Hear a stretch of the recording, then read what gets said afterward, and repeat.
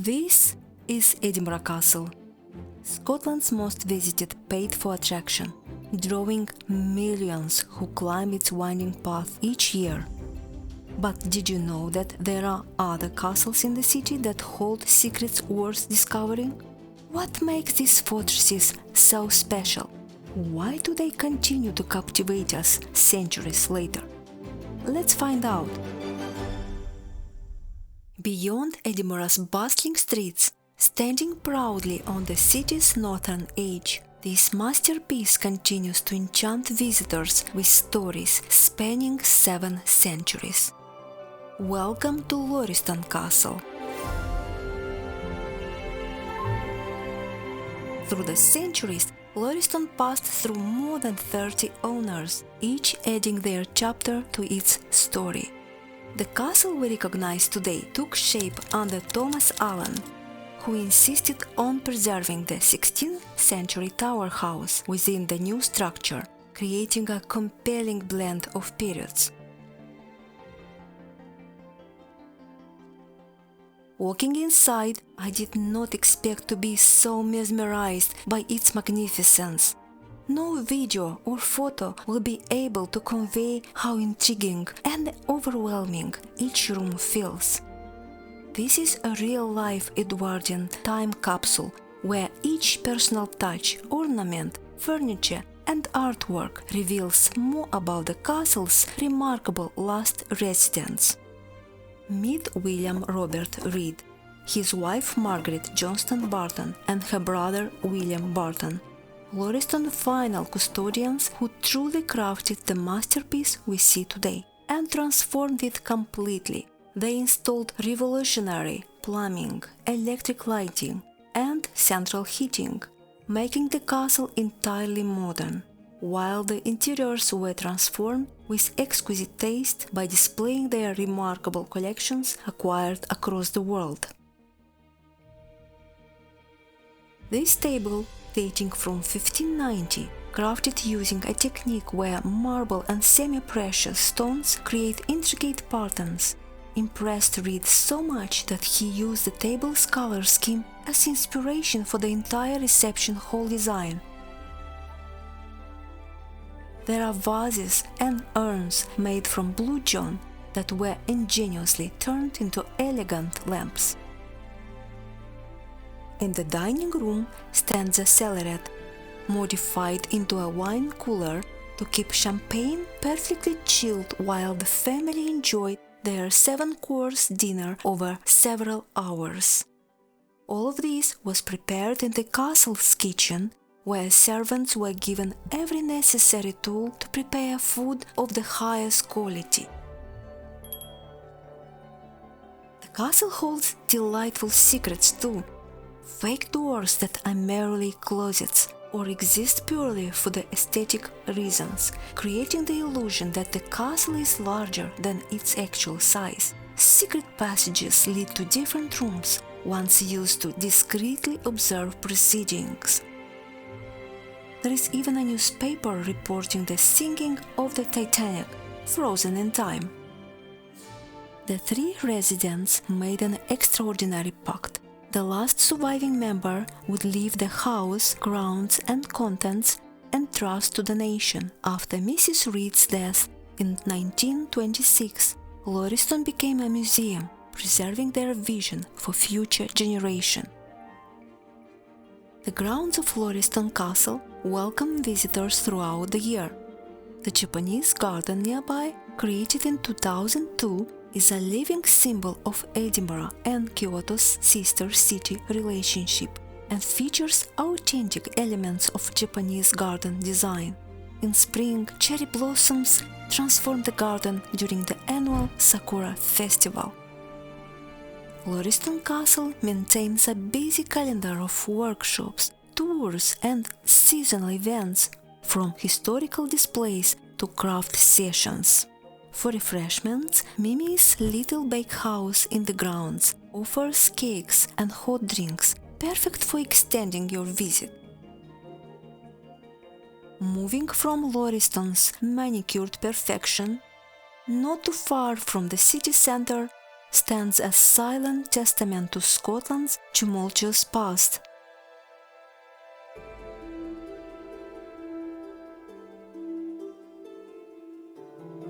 Don't let the dilapidated, barren ruins of a castle or the ancient poisonous trees deter you from visiting. Explore historic chambers, uncover dramatic stories, and experience a true medieval atmosphere. How did they build this? This thought always lingered in my mind while visiting. Always stone quarried without modern machinery, transported and stacked to create walls that have withstood centuries of Scottish storms. You might recognize these weathered stones from the hit television series Outlander, where Craigmillar served as the prison in the time-traveling romance. But the real drama happened here. Real lives, real conspiracies, real history. Mary, Queen of Scots, arrived at Craigmillar Castle in 1566, seeking refuge. She was exhausted, physically, emotionally. Months earlier, her secretary, Ritio, was murdered before her eyes. Her husband, Darnley, was erratic, dangerous. In the castle's quiet halls, her lords plotted his downfall. The infamous Craigmillar bond was sealed. Months later, Darnley was dead. And Mary, her fate spiraled, captured, imprisoned, exiled. Craigmillar was her sanctuary, but also the beginning of her end. Also, bread was the life here, baked fresh, served at every meal. This is where wood-fired ovens produce the staple food for everyone from servants to royalty. Look at this massive cauldron. It showcases an early form of multi-level cooking with layers of meat, grains, and eggs stuck inside. Medieval ingenuity at its finest. In the Great Hall, the castle's residents dined according to rank. Vibrant tapestries adorned the wall, while music filled the air between feast courses. Craigmillar today offers a peaceful escape from Edinburgh's bustle. It lets you explore at your own pace, imagining the lives that unfolded within these walls while enjoying spectacular views across the city. Fortresses don't just appear. They keep reinventing themselves through centuries of conflict and peace. Edinburgh Castle, perched atop an ancient volcano, has countless stories and secrets ready to be discovered.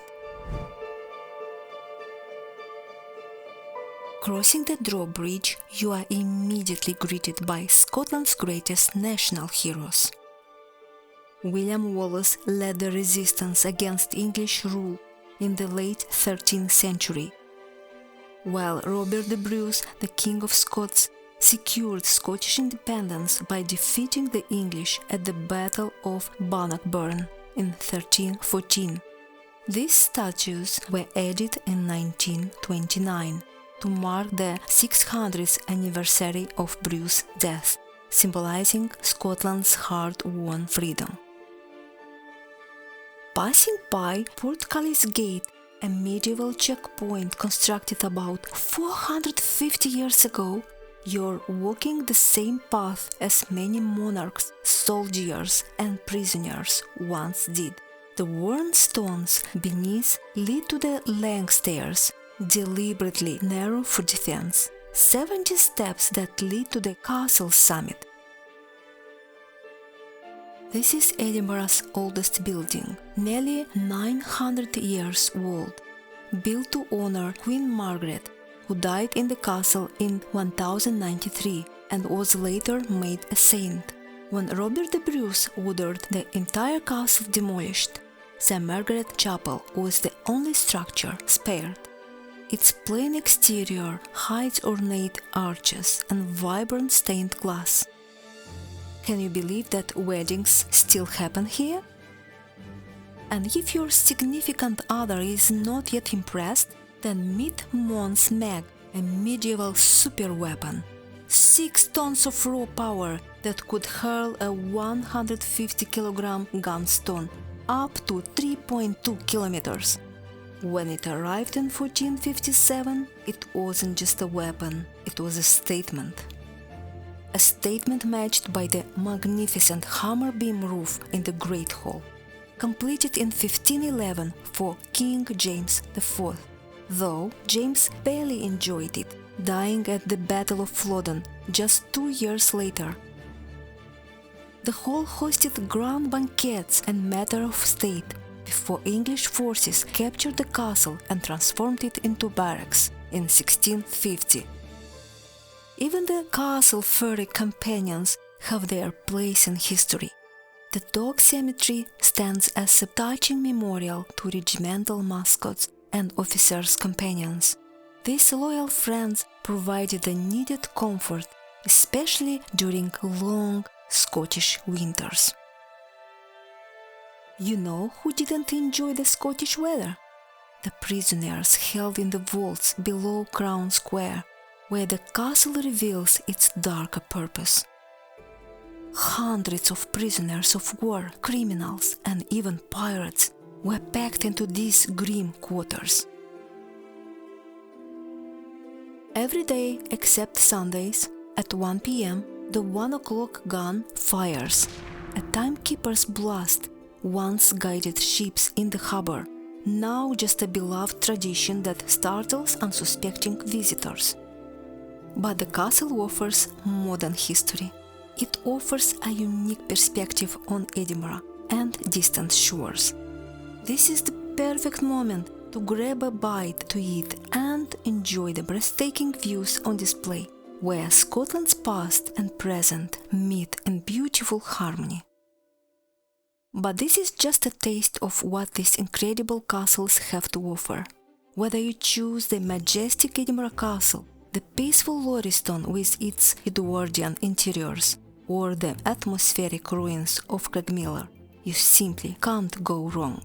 For opening times, ticket information and special events, check the official websites linked in the description below. If you need more help planning, visit our online store where you'll find curated travel guides, packing checklist, hotel recommendations and so much more to ensure your visit is as enjoyable as possible. Thank you for watching. Until next time, keep exploring.